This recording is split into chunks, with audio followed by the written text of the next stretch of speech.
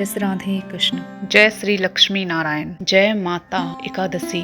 नमस्ते, आप सभी का स्वागत है मेरे YouTube channel the beauty of spiritual life में। इंदिरा एकादशी की आप सभी को अनंत शुभकामनाएं। प्रत्येक वर्ष में अश्विन माह के कृष्ण पक्ष की एकादशी को इंदिरा एकादशी के नाम से जाना जाता है। ये एकादशी व्रत सभी पापों का नाश करने वाले और पितरों को मुक्ति दिलाने वाला माना गया है। ये एकादशी पितृ पक्ष में आती है, इसलिए इसका महत्व कई गुना बढ़ जाता है। मान्यताओं के अनुसार इस दिन भगवान विष्णु की विधि विधान से पूजा करने और व्रत रखने से पितरों की आत्मा को शांति मिल जाती है और उनकी विशेष कृपा प्राप्त होती है। इंदिरा एकादशी व्रत की कथा।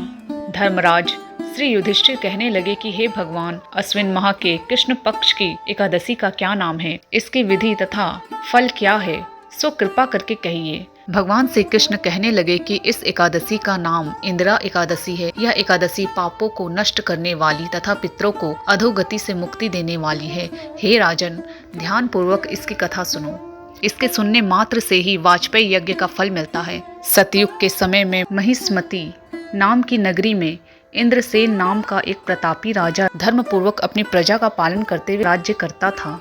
वह पुत्र, पौत्र, धन धान्य आदि से संपन्न और भगवान विष्णु का परम भक्त था। उसके शत्रु सदैव उससे भयभीत रहते थे।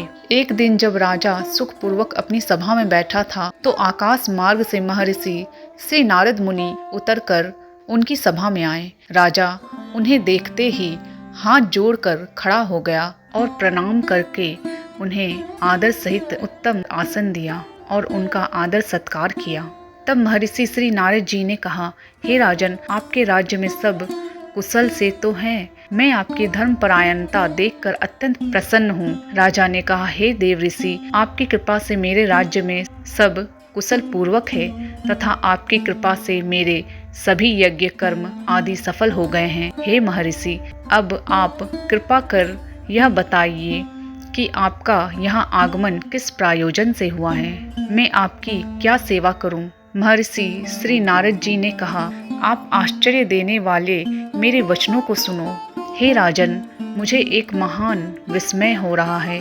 एक समय जब मैं ब्रह्मलोक से यमलोक गया, वहाँ श्रद्धा पूर्वक यमराज से पूजित होकर मैंने धर्मशील और सत्यवान धर्मराज की प्रशंसा की।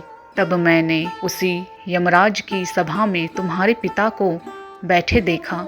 तुम्हारे पिता महान ज्ञानी, दानी तथा धर्मात्मा थे, किंतु एकादशी व्रत का पारण निर्धारित समय से पहले कर देने के कारण उन्हें यमलोक में आना पड़ा। तुम्हारे पिता ने तुम्हारे लिए एक संदेश भेजा है। राजा ने उत्सुकता से पूछा, क्या संदेश है महर्षि? कृपा कर यथाशीघ्र कहें। राजन, तुम्हारे पिता ने कहा है, महर्षि, आप मेरे पुत्र इंद्रसेन, जो कि महिष्मती नगरी का राजा है, उसके पास जाकर एक संदेश देने की कृपा करें। उन्होंने कहा कि मेरे किसी पूर्व जन्म के बुरे कर्म के कारण मैं यमराज के निकट रह रहा हूँ। सो हे पुत्र, यदि तुम अश्विन माह के कृष्ण पक्ष की इंदिरा एकादशी का व्रत करो तो मुझे स्वर्ग की प्राप्ति हो सकती है। इंद्रसेन को अपने पिता के यमलोक में पड़े होने की बात सुनकर महान दुख हुआ और उसने श्री नारद जी से कहा, हे महर्षि, यह तो बड़े दुख का समाचार है कि मेरे पिता यमलोक में पड़े हैं। मैं उनकी मुक्ति का उपाय अवश्य करूंगा। आप इस व्रत की विधि बताने की कृपा करें। श्री नारद जी ने कहा, दशमी के दिन भगवान की सेवा करें। अपने पूर्वजों की यज्ञ आहुति अर्पित करें। एक बार से अधिक भोजन ना करें और भूमि पर शयन करें। दूसरे दिन एकादशी के दिन ब्रह्म मुहूर्त में उठ जाए और भगवान के समक्ष एकादशी व्रत का संकल्प ले। अपराह्न के समय भगवान के विग्रह श्री शालिग्राम जी की पूजा अर्चना करें और भगवान को भोग अर्पण करें और उसके पश्चात उसे अपने पूर्वजों को अर्पित करे और उस भोजन को स्वयं सूंघ कर उसे गाय को खिलाए और संपूर्ण रात्रि के दौरान भगवान केशव श्री हरि की उपासना तथा कीर्तन करे, रात्रि जागरण करे। दूसरे दिन भक्ति भाव से भगवान श्री हरि की उपासना करे, ब्राह्मणों तथा संबंधियों को उत्तम भोजन प्रसाद करवाए और पारण के समय में स्वयं भी भोजन ग्रहण करे।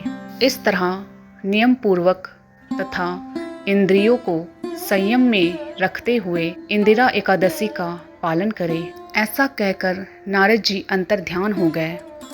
राजा इंद्रसेन ने इंदिरा एकादशी के आने पर उसका विधि पूर्वक बंधु बांधवों सहित इस व्रत को किया। इस व्रत के फल स्वरूप आकाश से पुष्पों की वर्षा हुई और राजा इंद्रसेन ने स्वयं अपने पिता को आकाश मार्ग से वैकुंठ लोक की ओर जाते देखा। भगवान श्री कृष्ण ने इस व्रत की कथा का समापन करते हुए कहा, राजा इंद्रसेन भी इस एकादशी के प्रभाव से इस लोक में सुख भोग कर अंत में वैकुंठ को गया। तो ये थी इंदिरा एकादशी व्रत की कथा। मिलते हैं अगले वीडियो में। आप सभी का धन्यवाद। जय माता एकादशी, जय श्री लक्ष्मी नारायण, जय श्री राधे कृष्ण।